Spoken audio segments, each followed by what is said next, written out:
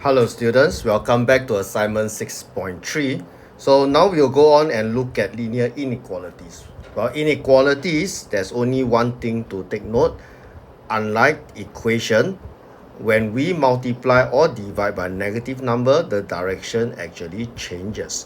Other than that, they work the same way as an equation, right? So starting with the first example, we have 4x is less than or equal to 28.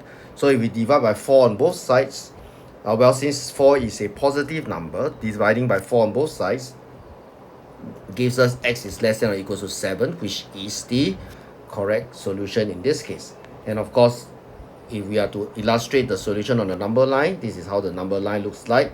If it's equal, if it's a dark dot, and if it's strictly less than or strictly greater than, it will be a white dot and the arrow pointing to show that it extends in that direction, right? Now, on the next example, 1b, this time round we are dividing, right, by a negative number. So when we divide by a negative number, the direction changes. So take note of the change in direction, right? You can see a change in direction. So that after that we simplify it, we get x less than or equals to negative 10 and a half. So the same idea with the number line. Well, next we talk about finding the smallest rational value. So we're going to solve this particular inequality regularly, right? So if 8 is less than or equals to 7 and 7y, then if I were to flip them around, it works, right? So 7x, y, 7y is greater or equals to 8. So that gives us y is greater or equals to 8 over 7. So rational numbers means numbers that can be expressed as a fraction. We are aware of that. So the smallest rational number is 8 over 7, which can be written as 1 and 1 over 7. Now, next one. This next example, they want us to find the odd integer. So odd integer that satisfies this inequality. So we solve the inequality, divide by negative 3. So we need to change the direction, as you can see. So after we do that, we end up with x less than 35. But notice that this is strictly less than, right? So strictly. So if that's the case, then the next odd number will be the one less than 35, which is weight 33 in this case, right? Take note of this. Next example, this time around just simplifying. So we add 5, divide by 2. This is straightforward. This is another straightforward. So I don't foresee you making any error over here. Now, how about fractions? Well, using the same idea, we can multiply by the LCM of the denominator. In this case, if I multiply by 8 on both sides, this is fine. Since 8 is a positive number, the direction need not change, and that gives us x is less than or equal to half. And in this case, we divide, right? Divide by 0.4. Again, 0.4 is a positive value, so the direction need not change, so x is less than 8. Right, next example.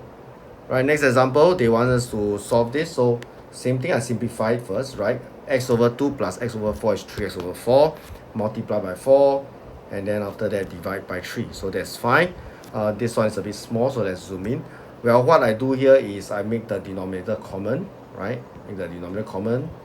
And that gives us 5x over 8. After that, over here, from this step to the next, from second step to the third step, I actually multiply by 8. And that eliminates the fraction. Again, direction need not change because 8 is a positive number. Final result, x is greater or equals to 8 and 2/5. Right. Now, the next one, again, they ask for the largest rational number. So, using the same idea, now 4x over 6 minus x over 6 is x over 2. Right, so we got that. Then after that, half plus 13 over 4 is actually 15 over 4. We can verify that with the calculator. At no point did I multiply or divide by a negative number, so we just go straight down and get the correct answer. Well, largest rational number, remember, the question asks for the largest rational number. We give some form of context when we are trying to provide the final solution. Okay.